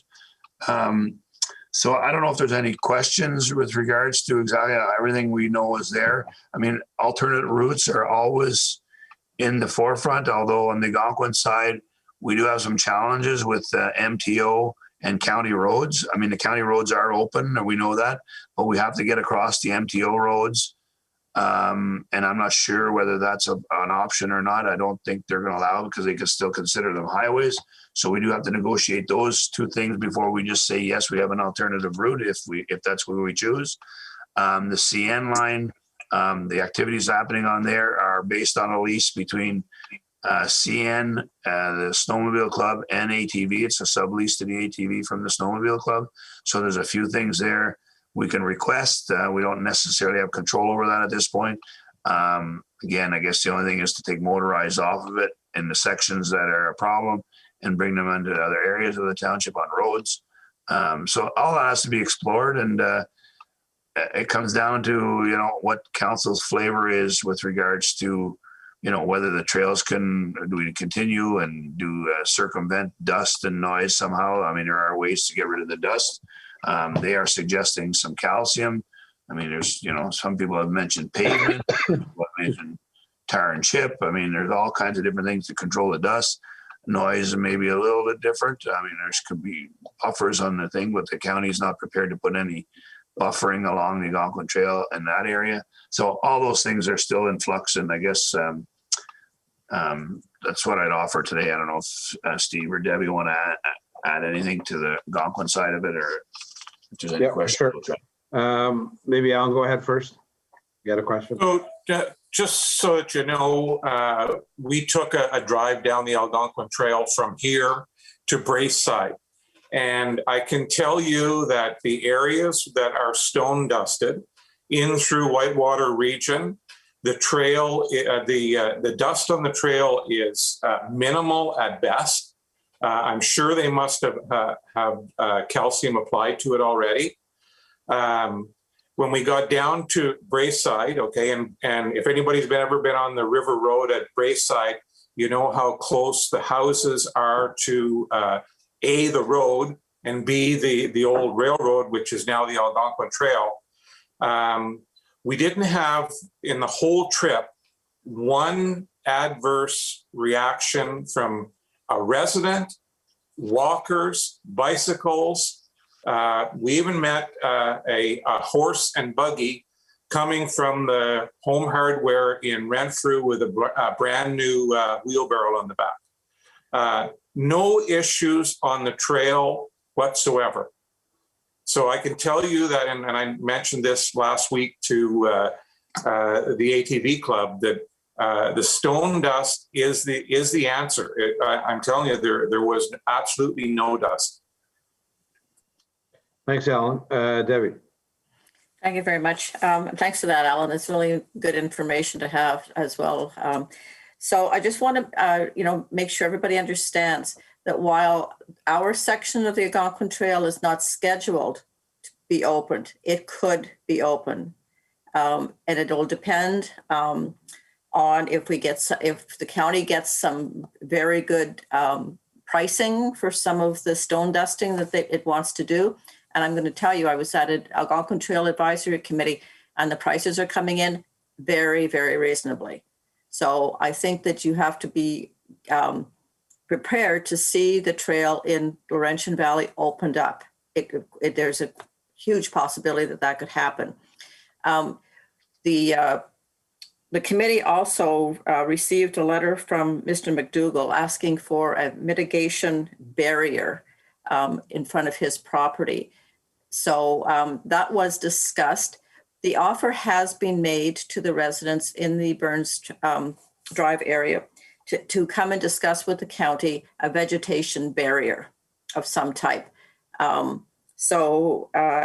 It was discussed at the meeting, and all of the residents in Burns Drive will receive another letter, and the municipality will be copied, again, offering to have a discussion around a vegetation barrier down there, because there is none. All of that area was cleared prior to the county taking over the trail. So there's no buffer there in a lot of areas. So I know trees are slow, but if we don't make a decision this year about vegetation, then next year, we're missing a year of growth. So I'm really hoping that we'll see something occur in that respect as well. I don't know, as far as costing, who would be expected to pay for that at this point, whether or not it be the county, whether or not it be the residents, whether or not it be Rancho Valley, combination of all, that wasn't really discussed. But I just want to make sure everyone knows that there is a good possibility that trail could be opened, and that the county is willing to discuss some kind of vegetation barrier, as opposed to fencing would be astronomical as far as cost is concerned. But they are going to get quotes for all of that. I just want to make sure that I shared that information with you this evening. Thanks, Debbie. So maybe a couple other things as well. I did receive an enormous amount through my email this afternoon. Maybe this is an email I didn't forward to council, but some of the questions that were asked at the last meeting, and Alan, one of them was the stone dust that we talked about doing in the Willow Ridge subdivision. In her email, it says, we've confirmed with the county renter that their budget, the cost of stone dust based on successful standards is 20 to 30K per kilometer. So they're saying it would cost them somewhere around $60,000 to $70,000 to do that section. And it's certainly not in their budget, so they're not going to move forward with that. They also say that the speed monitoring sign they're going to get from Petawawa, which they told us at the last meeting that they were going to have for the summer, that has been turned down as well. They have started, they end up getting a loader donated, and I think that email was sent to council that they're going to start getting the trail ready, not necessarily at the Laurentian Valley end, but with some of the other trail. In their email to us saying that, you know, our area accounts for a very small portion of all their trails. I still struggle with the fact that, you know, we still got to look after our taxpayers. I'm sure all of you know that the section from Bennett Street to, oh my God, it just escaped me. The Hawthorne. Elgin. No, from Bennett Street Bridge to Hawthorne Drive apparently has been sold, and that section could be, we don't know, or we haven't heard yet what's going to happen with that section, if the new owners are going to allow the trail through or not. So certainly the ATV club isn't going to spend any money when they may not be able to use through the West End anyway. So speaking to the county with the Reeve and Dean CAO, there is a bit of a bypass that we could look at. Coming down 148, as Dean said, is not a very good idea, or going down Driving Road is not a very good idea either. So we've got to look at it further if in fact the trail is going to open up this summer. And again, you have to remember that if we run a bypass and stay away from the East End, Burns Drive, down into the city of Pembroke, that means that we have that much more traffic coming at the West End, because they'd all be using that section. So we're not really in a win-win situation as far as trying to protect our taxpayers. But I can certainly tell you that we tried everything we can to try and alleviate the dust and the noise. I know the ATV Club has stepped up their enforcement with more folks on the bikes, and apparently the West End is quieter according to the ATV Club. So maybe it's working. Hopefully it's working. But I don't know, you know, we're going to have to let it go unless we can come up with a positive bypass with ATVs. But I think it's going to be very difficult to find that. But we haven't given up yet to bring something to council. Does anybody have any questions? No. Okay. So any information I do get from Teresa, the president of ATV, as I've tried to keep you guys informed as to what's going on, and certainly I know the county was going to let us know if they're going to be going past Greenwood Road as well, going west. So we'll see what happens there and move on. Okay, Dean, that's good. Yeah, that's good. Okay, we'll move down to information items, property assessment. Charlene, did you want to speak to that, or is it just for information? Yeah, it's just for information. I wanted to let council know what is going out from MPAC so that council is made aware that this is going to be sent out shortly. Okay. Any questions on that? Okay, if not, Bjorn release. Debbie, I do believe that my signature did get to the county, so that is going out. Any questions on this item? No, okay. Move down to Parks and Rec Master Plan. Where's Nevada? Hello. Hi, Nevada.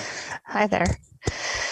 Okay, so I wanted to bring to you the consulting firm that we chose to hire to help us with the Parks and Recreation Plan. As per my report, we received 2 proposals. So we evaluated each proposal, and then we called references, and then we also did a Teams interview with each proponent.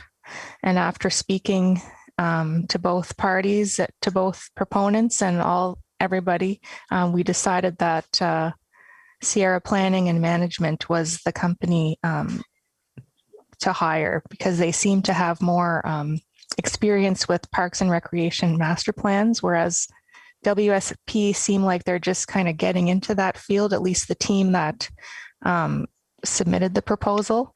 And most of their experience has been more on the east coast of Canada, where Sierra Planning has a lot of experience in Eastern Ontario and with smaller municipalities. And John Hack, the consultant that we'll be working with directly, he was able to describe our municipality even before getting to know us. So we have more faith in Sierra Planning, and I think that that company will be able to produce a good first Parks and Recreation master plan for the township.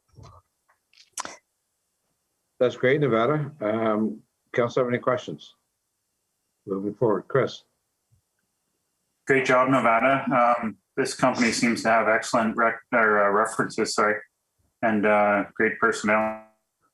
I even went on to read all of the recreation master plans that they reference in their documents. So I agree with Nevada where this is excellent, and I'm happy to move this. Thank you. Okay, anybody else? No, if not, yeah, great. For sure, Nevada, a lot of work put into it, but the company looks fantastic, reading through all the municipalities that they've dealt with, and not all just large municipalities like Kingston and Belleville. You know, they have some of the smaller cities as well. So look forward to it. Look forward to get involved. I know Chris wants to move it. Do we have a seconder? Debbie. Moved by Councillor Plow, second by Reeve Robinson. The council approve the contract agreement to hire the consulting service of Sierra Planning and Management for the development of the township's Parks and Recreation Master Plan and Forward Bylaw 2021-05-023 as presented to the bylaw portion of the regular council meeting of May 18th, 2021 for enactment. All in favor? Carried. Thank you. Okay, Nevada, you can't go away yet. Willow Ridge Park site plans and potential play features. Yes, so I'm just going to share my screen just to go over a couple things. Thank you. In my report. All right, so basically what we did was we hired JP2G to do a site plan for both sites that were narrowed down to. So the one fronting on Fairview Avenue North. So can everybody see my screen? Yes. Yeah, okay. So they came back with this. So this would be the workable area that we could use to develop a park. The main concern with this location would be the slope. So some kind of a Mark from Public Works, he just suggested we definitely would have to have a fence or something too, because it's quite a slope there. But there's a lot of workable space. So any of the designs that I presented in the report would work on this property. And this side of the property is basically owned by us, so we wouldn't have to worry about neighbors here, but then we do have one resident that would be somewhat affected by the park right here. So then the next site.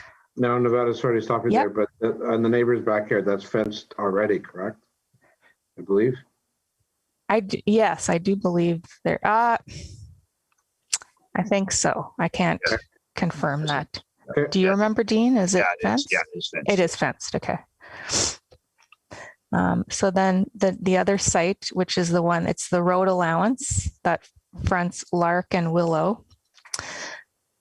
So this is kind of a different layout. It's like long and skinny. And so this area here is the piece that we own. So for this property, there's the idea of buying a portion of the vacant lot that is adjacent to it. And those owners have been approached. There is an interest there. No price or anything has been talked about, but there is an interest to sell. I wasn't in Dean was the one that made the call or had spoke with them. But just for now purposes, just kind of gives you an idea of the workable area that we could use to develop a park. And then I wanted to also just show like this. So basically you can see the aerial view that this would be kind of the portion that we would require from the neighboring property to make this space work. So that was for the site plans. I also did some research on what different park, just to give you an idea of what the cost would be and what you could get for the price. So for the site that fronts on Fairview, I suggested to offer ideas at 2 cost points. So this one would be around the $100,000 range. So as you can see, there's the smaller structure that would provide play for ages 18 months to 5 years, I believe. And then the larger one would be from 5 years to 12 years old. Kind of just gives you an idea of what it looks like from both angles. And then it shows you the site plan and the clearance. So from what I was told, you need 6 feet clearance. Like you need that space around for safety, around the structure for safety. And then this would be around the $50,000 range. Another option for that site on Fairview. And if we like these structures, that can be put on the other. She's just trying to give us some ideas. So on this one, again, it offers play from ages 18 months to 12 years old. So this one would be more for like the younger kids. And then this climbing structure is more for 5 to 12 years. And then on the Willow site, so it's a different layout. So it had to be stretched out a different way. But here would be the $100,000 range, what you could get. And again, there's 2 structures, one that offers play for 18 months to 5 years, and then the other one is 5 to 12 years old. And then you'll see here's the option around the $50,000 range. So this one has 3 play features, this little chair this actually is for 5 to 12 years old, and this climbing thing is also 5 to 12, and then this one is for ages 18 months and up. So that kind of gives you an idea of what we could do on both sites, and hopefully give you some more information to think about when making a decision on how to proceed from here. Okay, thanks, Nevada. Maybe what we'll do is we'll have an open discussion. Certainly, it's not our wishes or to go out and buy that playground equipment. It looks very nice, but it's also very expensive. But I appreciate that, Nevada, and it gives us kind of an idea of what it could look like. But maybe I'll open up to the floor first. Keith. Were any of the 3 neighbors consulted as to whether there would be an agreement to a park going in to either one of those lots? Like you've got 2 on the Elgin Street and 1 on the Fairview. Yeah. So, did you want to speak to that? Go ahead. I've been I have had a phone call with the neighbor on one of the side of the Willow location, and they seem to be in favor. And then of course the one on the other side who's willing to sell a piece of their land is also in favor of the park. Now for the Fairview location, we have not yet been in contact with that one neighbor that's on that side, from my understanding. Correct. Okay, another question. So I know we're just looking and it's very preliminary yet, but the way is it going to be run by volunteers? Are they going to have to do some fundraising? Are we going to foot the bill? Like, have we gotten that far yet in the planning? No. No, so maybe I'll speak to that and start off with Keith. Dee and I spoke about this a number of times, that if council wants us to move forward, and it was the objective to come back to council with any ideas that we had, and now Nevada has done that, and we've recognized that there are 2 locations that a possible park can go. Dean and I discussed that if we get council's blessing tonight, that we would move back to the 2 ladies that started this, that we've been in contact with, and explain to them where we're at, ask them to form their group. Dean would give them all the instructions of how their committee gets formed. It will be totally run by volunteers, as far as I'm concerned, like every other park we have. Obviously, they're not going to have money up front to put anything in place. I know there was talk of some of them building their own structures, but again, these would have to be approved through council in the safety issue. It could be a possibility, I'm just throwing it out there, that maybe to get it started once the ground is ready to accept it, that with the club coming to us, make a suggestion that, maybe we front the cost of a structure and they pay back half over a number of years with their grant money that we give, the same as other ones. I believe we did that with Pleasant View a number of years ago, that we footed the bill and they paid back 50%. So there's all those ideas that we can float once this group gets formed, and they could go back and speak to council regarding that. But certainly it would be run by volunteers, very similar to any other park that we have. Okay, one other question with regard to the one on Willow Drive there, the dust from the trail, the CN trail. I wonder how that would impact the actual park itself if we were chose that site. I don't know. There's a lot of trees right now that would, so it just depends on what's taken down from the site. Yeah, there is quite a bit of, it's pretty well blocked at that end, Keith. I'm sure I don't know if everybody's looked at it or not. But I think the dust might be limited at that spot. Debbie. So either spot, I think we keep talking about a neighbor that lives on either side.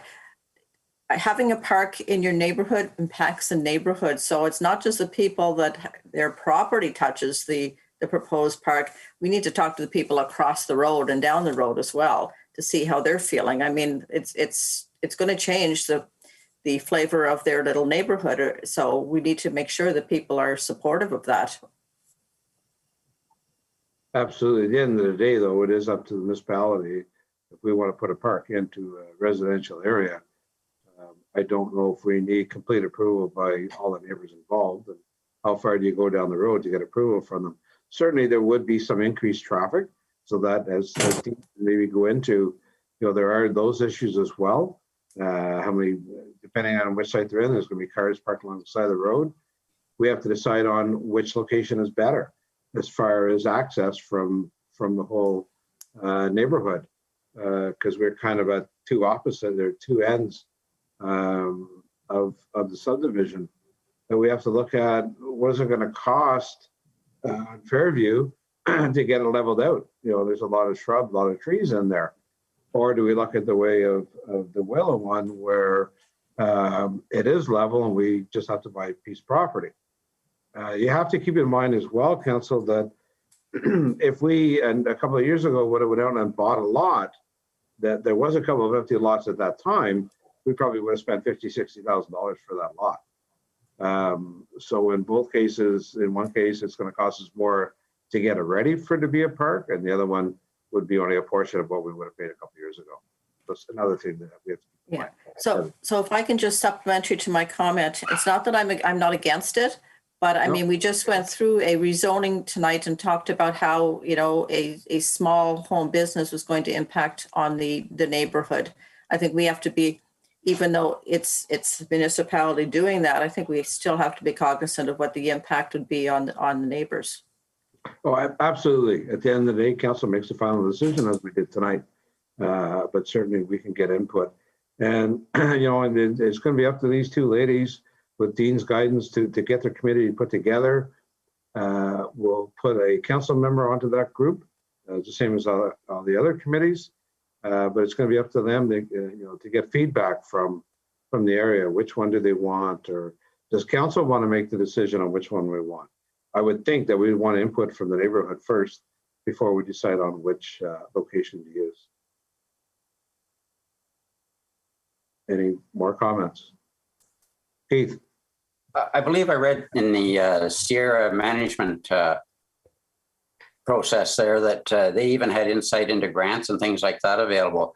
And maybe once they start, this Willow Ridge Park could be included in their study and offer some benefits to us. Absolutely. Like this, it's going to take a little bit of time to get this committee formed with the neighborhood. So certainly Nevada, maybe once we've decided, we find out in a couple of weeks that after we talk to the two leaders in that group, that they are going to move forward and form the committee and move forward with it, then maybe we could advise these folks that they will be part of it. Alan, Sure. And then Brian. So at the end of the day, your best bet is always the local municipality to make, or the local area to make the decision on A, which park, B, what they want in it. And I know it sounds good. The one piece of property, neighbors on both sides are happy with it going ahead. Not sure about the other one, but at the end of the day, you're way better off to let the community decide which area they want it in, and then usually the rest of the neighborhood will buy into it. Exactly. Thanks, Al. Brian. Are some of these questions that we have included in the recreation plan? Just we're spending a lot of money on a total recreation plan for the community, and a lot of this should be part of that discussion as well, should it not, on what we need and where? And Yeah, just as I mentioned that, it's just at the beginning stages. The committee's not even formed yet, so it's going to take a while. So once, as I said, once we get word from the two ladies, they're going to move forward and start the preparation of getting a committee together. Nevada will advise them that could you include this in the master plan as well? Alan. So we got to realize that if this was 4 or 5 or 6 years ago, Brian, you would be right. That's where this should be going, is into that plan. But we got to realize that these people have asked us that long ago to find a spot for that area for a park, and a number of us on council said that we would do it. And to go back to them now and say, well, you know what? You're going to have to wait because we're going to do a study, so it'll be like next year sometime. I don't think that would fly very good. Chris and then Brian. Great job again, Nevada. I really like the Macy and Fairview one because of the riverbank and away from any potential motorized traffic. However, I think that the other one might be the best choice because of potential development behind it. So I probably end up serving the most amount of residents at the end of the day, 10 or 20 years down the road, whatever it takes to develop that property. So I guess to move things along, my vote would be for the second one along the trail. Thank you. Brian. no, I'm certainly in favor of moving things along as quickly as possible too. And yes, that would be, if it's coming down to us making the decision, I would be going to. So Brian, you're cutting it. We missed your last few words. No. So now your eyes are closed. You're freezing. As well, No. We'll give you a minute, Brian, then maybe you can go back because we lost all that. Okay. Oh, are you there now? Yeah, I would certainly, if I was picking, I would pick the second site as well because it's more central to everything that's happening. Okay. And I wonder maybe the possibility one day that if the subdivision does go, maybe the park could join up with this one. Who knows, right? Depending on the CN line, but there could be a possibility of that as well. So is council fine with Dean and I moving forward in Nevada and speaking to the ladies and see if they get their group going, and we can certainly give them some guidelines. Okay, thank you. Thanks again, Nevada, for all the work. And Dean. Okay, Dean, I hope you took a deep breath here. You got a few bylaws to read. Yeah, I see that. I'm looking forward to it, but all good. So we have to move somebody out first. Well, I guess Brian? so we're gonna remove Councillor Hughley, please. Confirm when he's in the waiting room. I confirm that Brian Hughley is in the waiting room. All right, I have a motion for the bylaw. I need a mover and a seconder. Chris and Keith. Moved by Councillor Plow, second by Councillor Watt, that the following bylaws be enacted and passed and be read a first, second, and third time and be numbered and signed by the mayor and the clerk and sealed with the seal of the corporation and be engrossed in this bylaw book. This is 18th day of May, 2021. Bylaw 2021-05-017 to authorize the mayor and the CAO to enter into a professional services agreement with Hughley Farms Limited for site plan file number SP 2021-02. All in favor? Carried. Okay, could you Brian back. bring Brian back and put Councillor Plow out, please? Confirm that Councillor Plow is now out of the room. Or in the waiting room. Yeah, I confirm Chris Plow is in the waiting room. Thank you. So I have a motion for for the bylaw. The closed rezoning bylaw. Mover. Seconder. Jennifer and Brian. Moved by Councillor Gauthier, second by Councillor Hughley, that the following bylaw be enacted and passed and be read a first, second, and third time and be numbered and signed by the mayor and the clerk and sealed with the seal of the corporation and be engrossed in this bylaw book this 18th day of May 2021, bylaw 2021-05018, Z 2021, Plow rezoning. All in favor? Carried. Can you bring him back in, Laurie, please?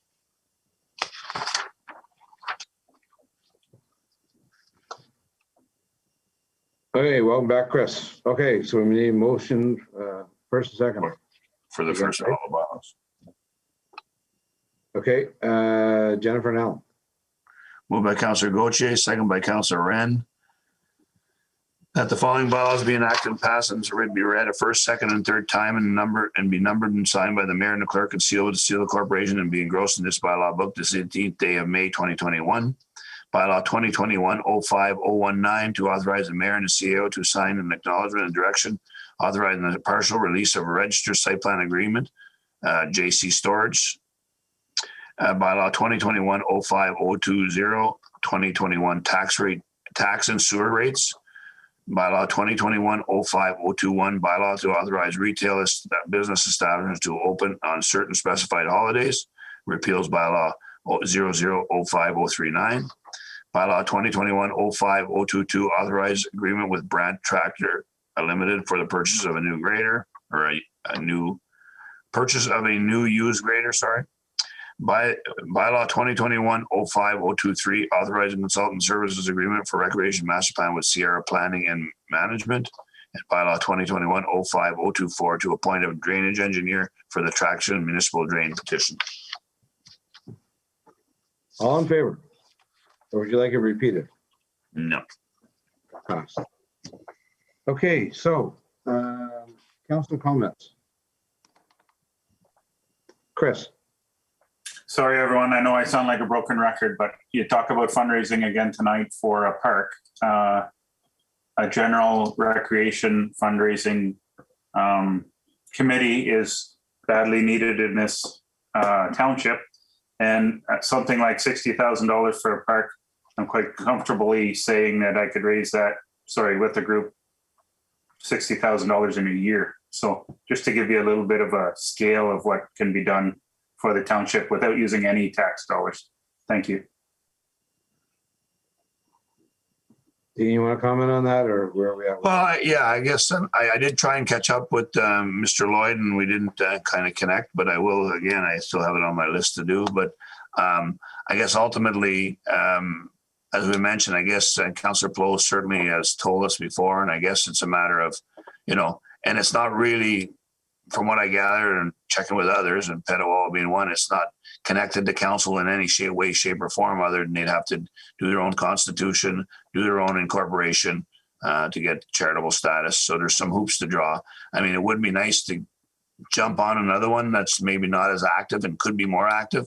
But if that's not the case, then certainly encourage Councillor Plow, maybe a group of them, whoever. It can be members of council participating, but you lose your councillor hat. You become a volunteer on that group to be able to do that. So, I think he's certainly got some merit there. There's no question. There's a lot of people making a lot of funds out of these catch the aces and all different kinds of fundraising now that are going on. So certainly a possibility. And I guess, there is some work to do to be able to get to that status. But anyway, I will certainly get a hold of Mr. Lloyd one more time and have a conversation with him. And then I guess from there it becomes the wishes of whoever Councillor Plow led or whatever council member wants to lead it or something.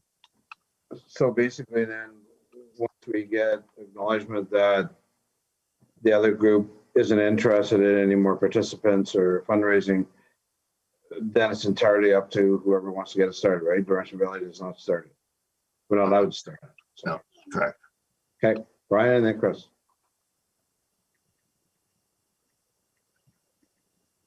Brian?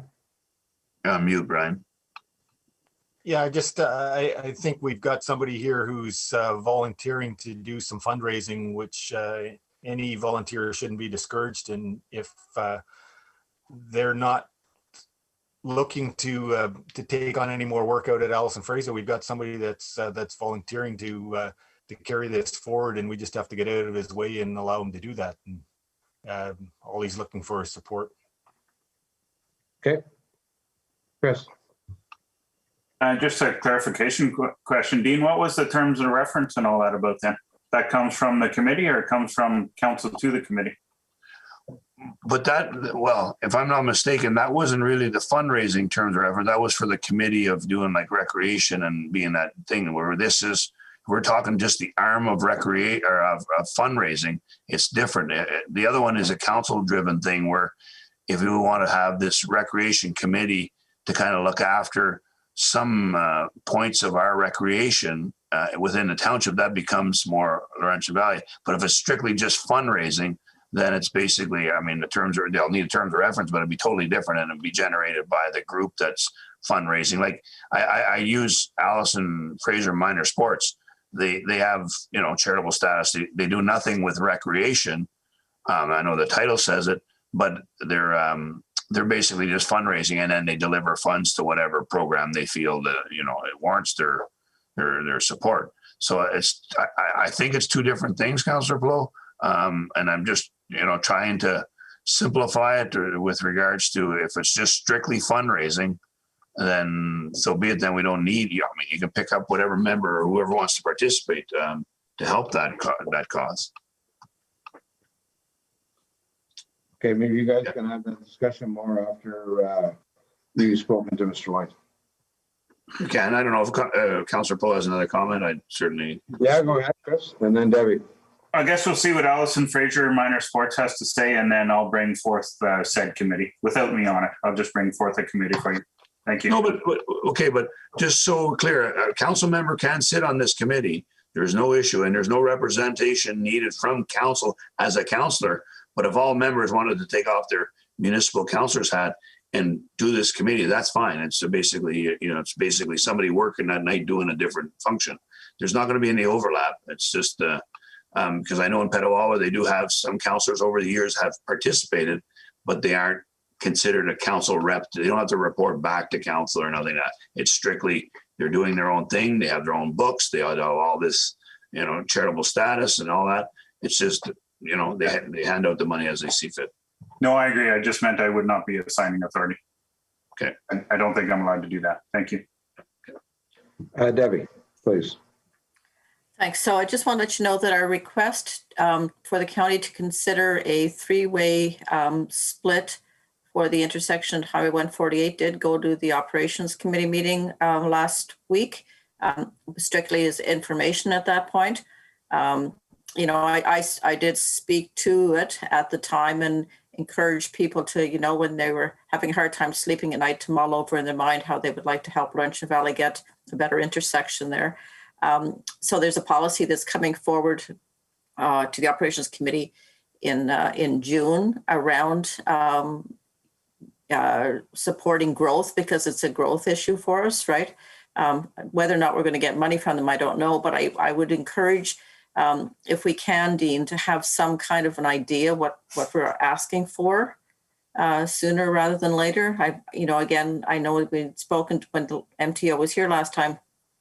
Brian had asked them how much money they were actually going to be spending on the intersection, because, you know, you take that, whatever they're already planning to spend, and then add to it or whatever. So I'm hoping we can get that information as well, because I know they were looking, you know, to us for other things, you know, the sidewalk issue and the water issue and that. So, you know, I hopefully we're staying on top of that. I have not heard back from MTO, so I can't comment anything there. We do have a meeting tomorrow with regards to the water and sewer from a staff perspective. We are meeting tomorrow, so I'll bring it up and see if there's anything further to bring up there. I understood they were trying to get a meeting, but never materialized, so I don't know what happened there, but I'll follow that up. Okay, that's good. Anybody else have any comments or questions? Okay, if not, Dean, open file. Mover and seconder, please.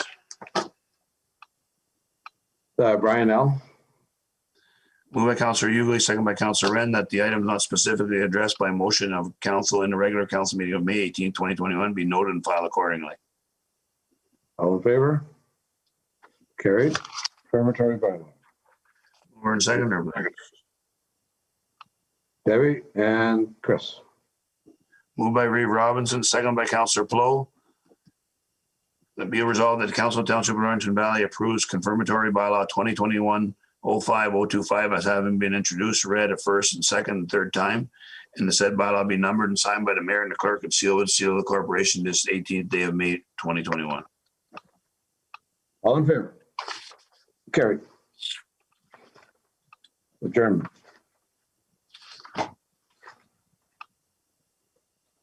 Mover and seconder, Jennifer and Alan. Moved by Councillor Gauthier, second by Councillor Wren, that the regular council meeting of May 18th, 2021 be adjourned at 7:45 p.m. All in favor? Carried. Thank you, folks. Stay safe.